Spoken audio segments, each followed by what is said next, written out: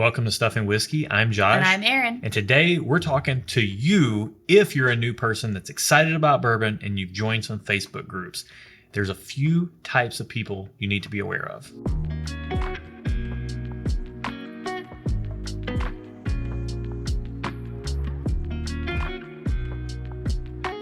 Welcome to the channel, bringing a real-world perspective to the real-world whiskey consumer. Today we're talking about some of the main characters that you're going to run into if you're in the bourbon social media sphere. But before we get into that, we got to get into the first sip. Yeah, we Every do. Tuesday episode starts with one. This is a product that we've never tried before, but not only that, it's completely blind. Out of our blind sample pool of single samples, and we don't know if it's available, allocated, expensive, inexpensive. We're going to give you our honest opinions based on what we taste in the glass. And we'll talk through it. So cheers. Cheers. This smells very sweet on the nose. Yeah, I'm smiling. Very sweet. It might be too sweet for me. Unless it smells like classic bourbon, but really amped up sweetness. Yeah. It's the way that the caramel and the vanilla and the fruity sweetness are coming through are really balanced. It's almost hard to pick them apart, but they're just all showing up at the door and they're like trying to get through the door at the same time. Here I am. And it's like, hold on guys, one at a time. Yeah. But this glass is saying, nah, bro, we're coming through all at once. And I can't wait to get into the palate. Let's get into Let's it. do it. Okay. It's pretty sweet still, but there's a little sharpness at the beginning. I don't know what it is. It's not. I need another sip. The nose led me down one track, and then the palate took me down another. And I don't dislike it, but it's not doing what I thought it would do. It was a little deceiving on the nose. Yeah, I thought it was going to be really sweet and really heavy, flavorful. It's not that. It's fairly light. It's coming across pretty balanced, but just kind of really classic bourbon. Mm-hmm. It's not really doing any one thing particularly well. The sweetness I thought I was going to get is tempered down by the oak, but the oak isn't like outstanding or anything. The oak isn't too oaky, but it is still pretty sweet for me. It got more oaky on the nose after taking a sip. Mm-hmm. It smells honestly, its sweetness has been tempered down on the nose and the oak has kind of come up more toward the forefront. Let me get in another sip of this. I think as I'm sipping and smelling, it's evening out. Yeah, I would venture to call this delicate. It is delicate, and I would say for me personally, it's maybe a smidgy bit too sweet. It is sweet. And when we say that, I think at least what I'm saying is the flavor profile that's there is very sweet, but it's not super strong. It's not super concentrated. It's a light flavor. Yeah. This is like my summertime sipper category. Yeah. Something that you want to just have that's generally sweet. You don't really want to think about it too much. It's going to kind of disappear in the background because there's not a lot of complexity there. It just kind of does that one thing and does it really well, which is being really sweet. It's almost like me. But we'll let him have that one. But it was an easy joke. It was, it was a dad joke. It was a lob. It was a layup. But I took it. What can you do? Sometimes you gotta carpe the diem. Carpe that diem. But yeah, this is not bad. It's actually very enjoyable. We'll see the way it reflects out in the scores. I'm gonna take one more sip before we score this. Wow, third sip got a little bit. It's like it's coming down to earth every subsequent sip and getting a little bit more pedestrian. With that said, let's get into our scoring. Okay. You ready? Yeah. Nose, flavor, experience. Where are you at on this glass? So I'm gonna give it thumbs up on the nose, just okay on the flavor, and just okay on the experience, because for me it was a little bit too sweet and I didn't enjoy it. I had 3 sips and I'm done. Like, I'm good. Fair. Yeah. You're not rushing to get back to this as Correct. I almost knock it over. Yeah. For me, I'm gonna give it a thumbs up on the nose, thumbs up on the flavor, just okay on the experience. Okay. It's good for what it is. Like, I'm rating it based on it being an easy sipper. Okay. So that's where it's getting the thumbs up. Otherwise, if I was expecting a little bit more out of it, I might rate it differently, but it is what it is. I'm not asking it to be any more, but yeah, it's enjoyable for what it is. Let's find out what it is, and then we'll talk more about our consumer metrics. Okay. So we are sipping Smoke Wagon straight bourbon, 92.5 proof, about $35, $40 in most markets. It's not readily available, but it's not, in our market at least, not so unavailable that you can't get it if you want to look around a little bit for it. I would kind of rank it between something that just sits on the shelves all the time and something that is just never on the shelves unless you have an absolute hookup to be able to get your hands on it, it's closer to the available side, but not by much. Okay. So what's the price again? $35 or $40. Okay. So the retail side of our scoring is the price and the availability, and then the consumer portion is whether we would buy it again or not as consumers. Mm-hmm. So do you know where you're at on this glass? Yeah, I think I'm gonna give it just okay on retail. Yeah, because it's not super cheap and it's also not super available. So just okay. Would I buy it again or not? I'm gonna give it just okay. I'm feeling nice. I could give it a thumbs down because I probably wouldn't. I'm gonna give it just okay. Yeah. I might buy it again. I think I'm at the same spot.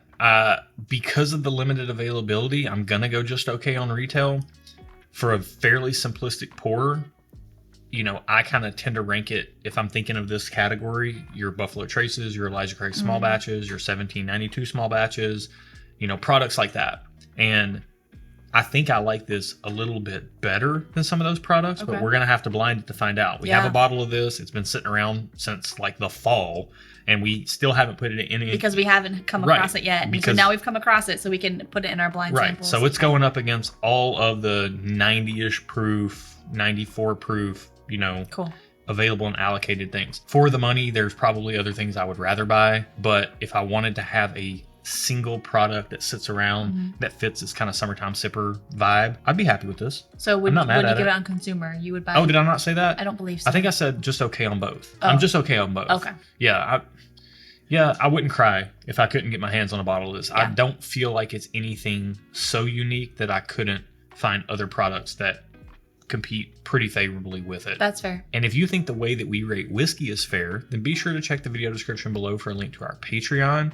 Over there, in our bonus content tier, we do 2 additional videos every week that are just like this first sip segment. Kind of. A lot of times they're not blind. There can be international whiskeys involved, whereas we focus primarily on bourbons and ryes over here. We do a little bit more over there. If we get a new bottle in that we're excited about, we'll review it immediately over there. We also do blind flight nights where you can get a blind flight if you're a participant in one of our blind flight night patron only live streams. So there's a ton of stuff. We do a lot of stuff. If you would like to be more active and involved with the channel, head over there, check it out. Also, if you would like to get any Stuff and Whiskey merch, we just recently opened a shop. So Josh is wearing one of the shirts. Got a little bit. It's one of the 80s t-shirts. Yeah, we're 80s kids. We are 80s children, so we have a black one and a white one, 80s design. We've got sweatshirts, hats, some thermal like tumbler things over there.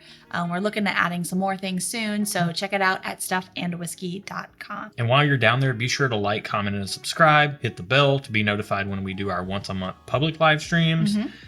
Yeah, absolutely would love to have you guys join in on that. If you've had Smoke Wagon, regular, just straight bourbon, comment below. What do you think about it for the price? Let us know.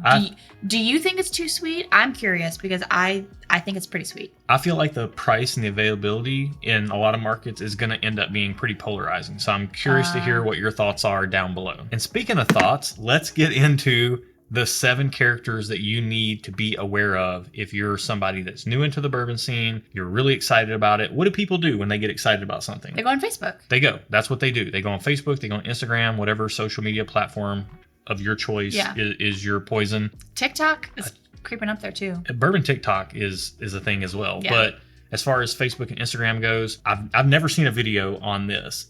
And full disclosure, this is more of a Josh video. Yeah. You're not on social media. I'm not. Because of these types of people, not because of bourbon people necessarily, but just because of these types of people. Because these types of people exist in non-bourbon groups as well. Yeah. All spheres. This is like overall, but we're going to narrow it down to bourbon to keep it topical for the channel. But there are 7 types of people. And the first one we're going to talk about is scammers. Please, please, please hear me when I say this. There are scammers galore on almost every single large bourbon Facebook group or Instagram page. They're going to contact you via DM, or they're going to comment on something that you post, and they're going to say that they've got bottles, and they're going to try to sell you stuff that is heavily hard to find, heavily allocated, high prices, and they're going to offer it to you for a price that's too good to be true. Or maybe not quite so high a secondary market, like these crazy prices that you see, but just a little under it. You know, they're getting more sneaky. So beware. Just beware. Vet your sources. Well, I would just say don't buy bourbon from somebody that you don't know. That's fair, yeah. Go to a store and buy it. If you're at this point in your journey, just don't buy bourbon from somebody online. Just unless it's an online retailer that ships to your state. It's just not worth it. And I cannot tell you how many times I have seen something pop up in a Facebook group where somebody says they've lost hundreds and hundreds and hundreds of dollars. That hurts my heart. I know it does because you're budget conscious. So don't just don't. Just if it's too good to be true, it probably is. That's a long time life lesson, and it absolutely is applying more and more to bourbon every day. All right, so with the scammers out of the way, we've got 6 other types of people. Okay. Now, I'm going to preface what I'm about to say that we're not here to make character assessments. We're not here to judge you. We're not here to judge anybody. I'm going to speak from my own personal experience here. I am every one of these people. Okay? I'm not a scammer, but I have been every one of these types of people. Yeah. And some of these people are more negative, and I've been there. I've been that person. And some of these people are more positive, kind of. And I've been those types of people too. So let's talk about it. These 6 types of people, I've got 3 negatives and 3 positive types of people. The 3 negative types of people, we're going to start with the jerks and the trolls. Those 2 groups. They're the same people. They just disguise the way they behave in different ways. So the jerks are just jerks. They're just rude and they're not helpful whatsoever. And you don't need to warrant their opinion. Like, don't put any weight behind the opinion of those types of people. And trolls are the same as jerks. They just operate under the guise of humor. It's just what they do. Shifty. They're shifty. Or if it's not humor, they just want to get under people's skin, and it's super obvious. So just be aware if you're in these groups and you see somebody that's constantly poking the bear, they're probably a jerk or a troll. And I'm going to speak for myself here, but when I was a jerk and a troll, I was past that phase once I got deep into whiskey, but I was that guy in cars, car audio. When I was that guy, it was just because I had something going on in my life that I was unhappy with, and it was much easier for me to take it out on somebody that I didn't know online than it was for me to deal with my own mess.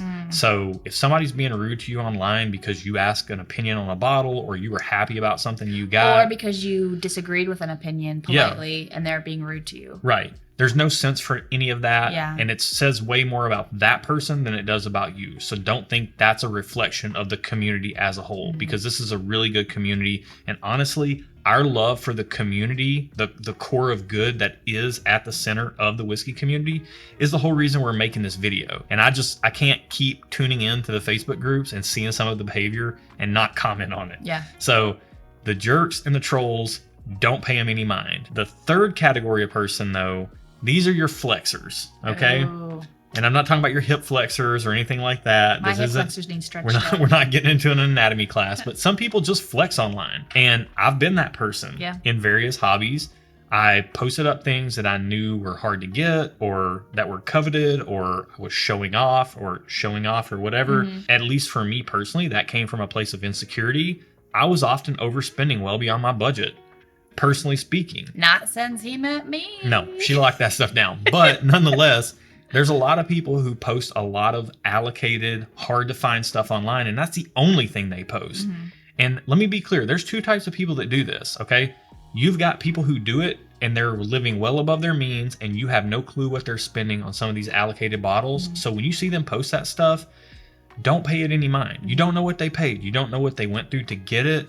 Don't worry about it. There's another category of the flexers who, that's just the way they live, okay? Look, I'm Josh and I drive a Mazda, and Jay-Z drives a Maybach.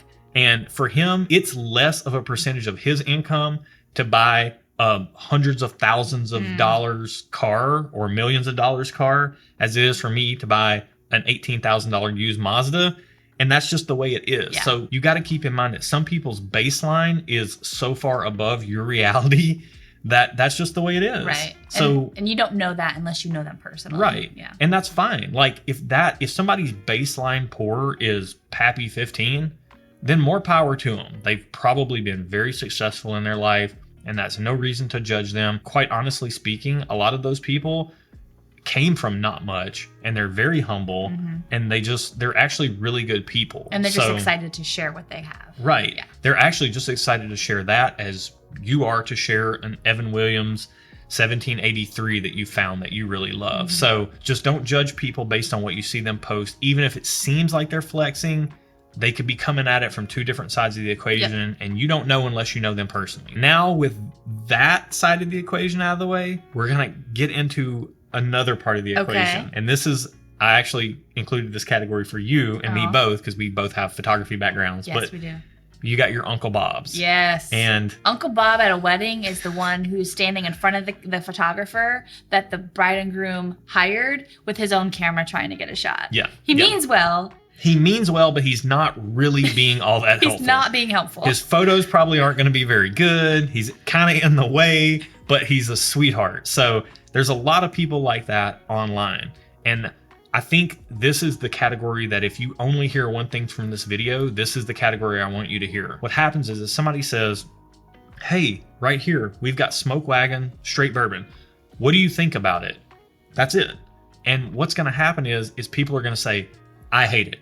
Or, oh, I love it. Buy it immediately. You're going to get these contextless opinions. And the thing is the people are commenting because they're trying to be helpful, but without any level of context as to why they like or dislike what they're commenting on, their opinion is invalid. It's not helpful at all. It's not helpful at all. To me, it's a bummer every time I see it because we're in a social media culture where everybody wants everything so fast. It's just the way it is.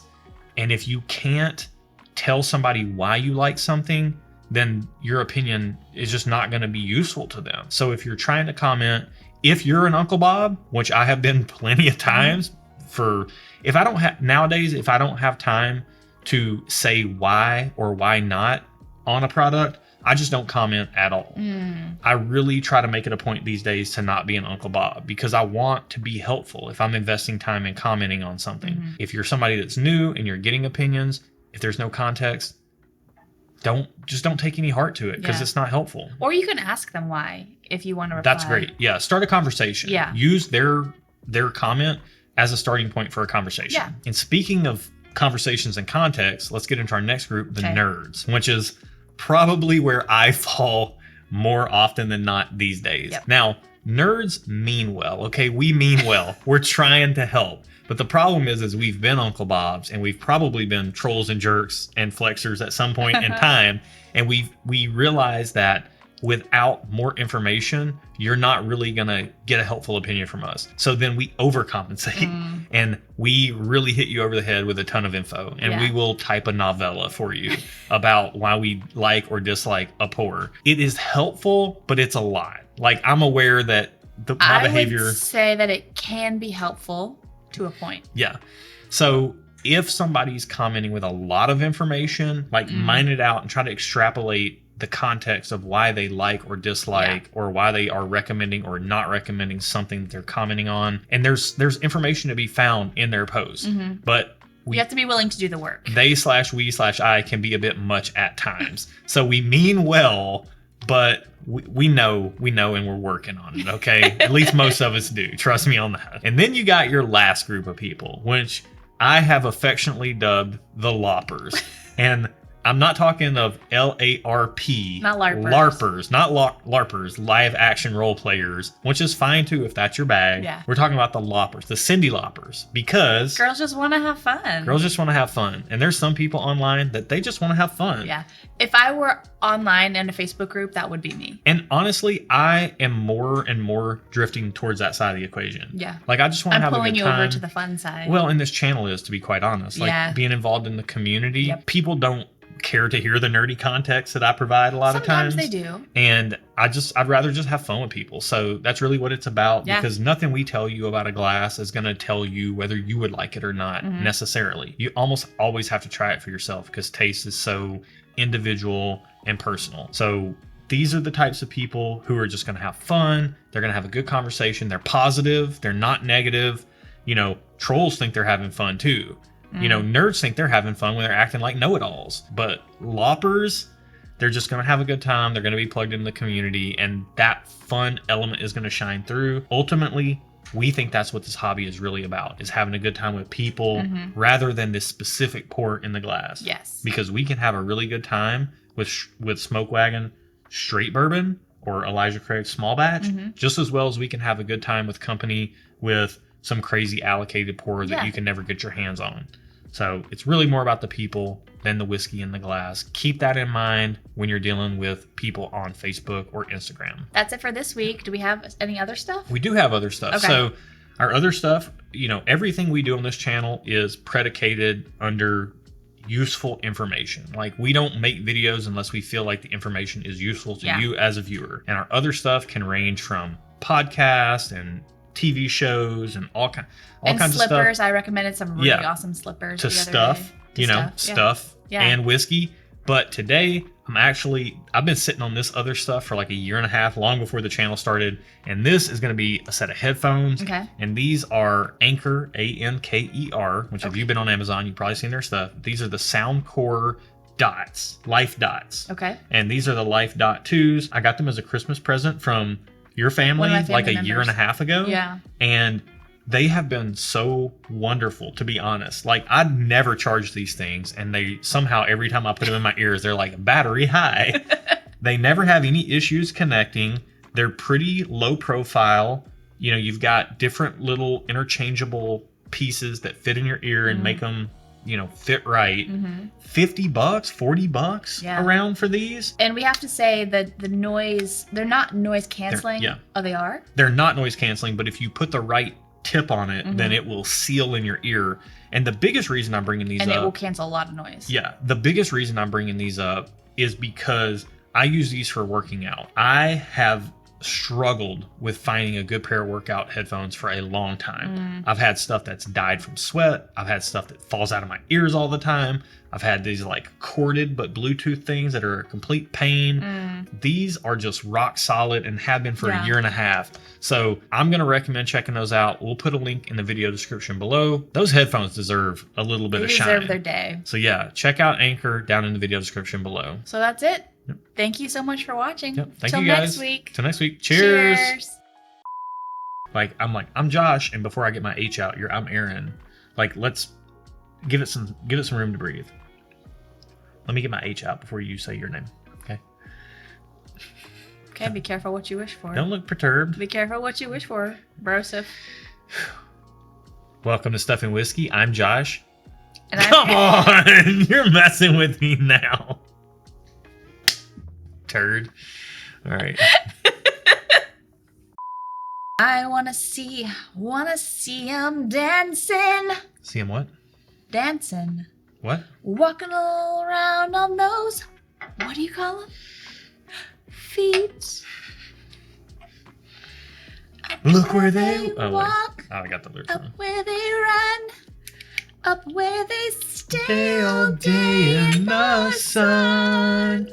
That's out of my range. Wandering. That's when you got to go deep. Wish Day I in the sun. could be Part of that world.